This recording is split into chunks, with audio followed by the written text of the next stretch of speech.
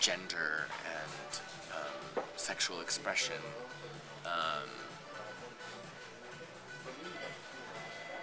Even though, you know, sometimes I feel like I'm just like a cuddly boy.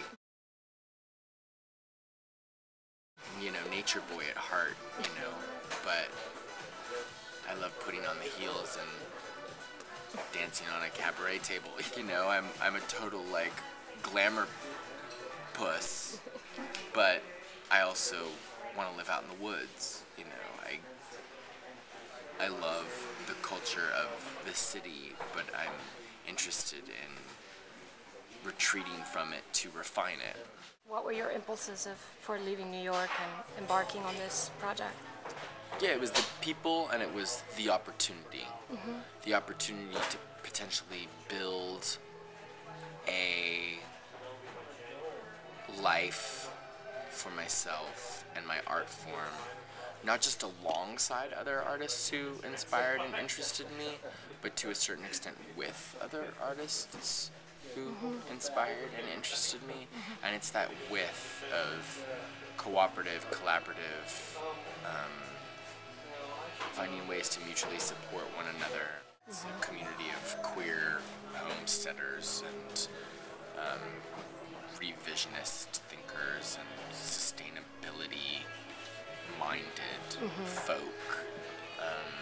People that I care for a lot, people who are changing their relationship to food, people who are changing their relationship to one another, people who are changing their relationship to like the dominant paradigm surrounding sexuality, dominant paradigm surrounding consumerism and materialism, and to a certain extent, because it's a diverse community in terms of its interest, also changing their relationship to art-making practice. LLC, limited liability company, I like to refer to as limited liability community that will allow different people to own shares of equity ownership in a piece of property.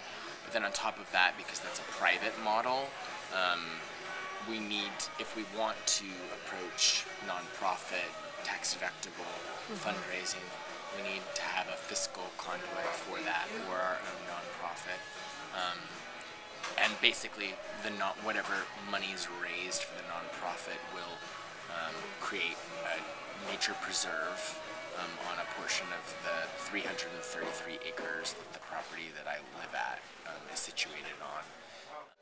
What I see in this community is both a great willingness to accept the fact that we're all individuals with our own ideas and independence, but that the contextual relationship is kind of ultimately what is the background state of our reality. I also think that this is kind of like a queer ideal. I also think this is a kind of Aquarian ideal.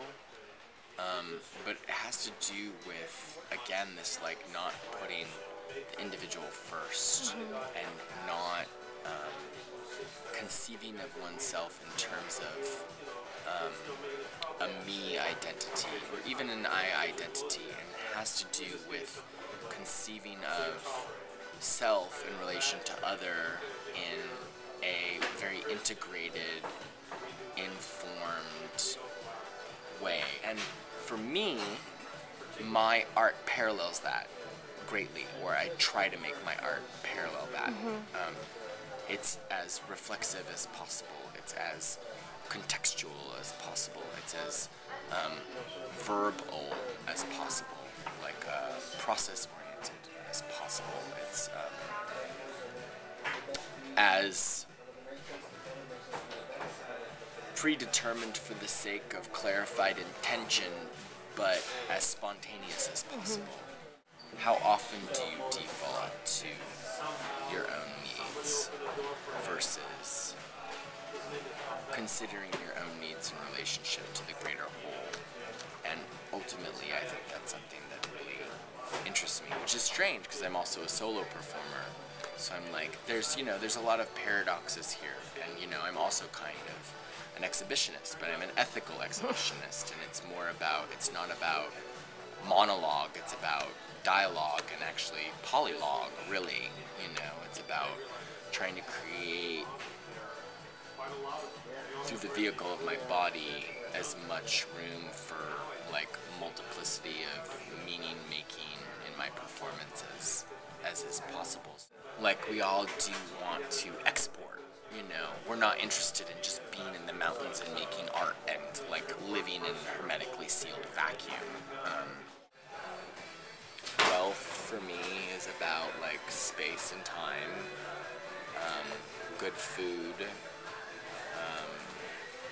health of my body, health of my practice, health of my relationships with other people, equanimity, balance in terms of how much I'm taking and how much I'm giving, acknowledging that there are going to be imbalances, especially in a community-based setting, but how are those balances agreed upon, and then kind of karmically reciprocated, again, perhaps in an imbalanced fashion, but in a way that ultimately big picture is balanced.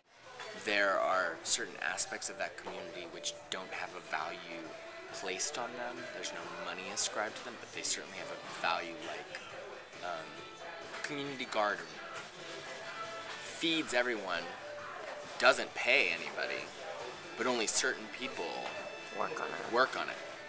And it takes a lot of time to cost basis analysis of a garden versus what you could buy at Walmart, which is in rural Tennessee one of the major options for most people. And you have certain people who have different standards of cleanliness or timelines for cleaning up after themselves, or taking up space in terms of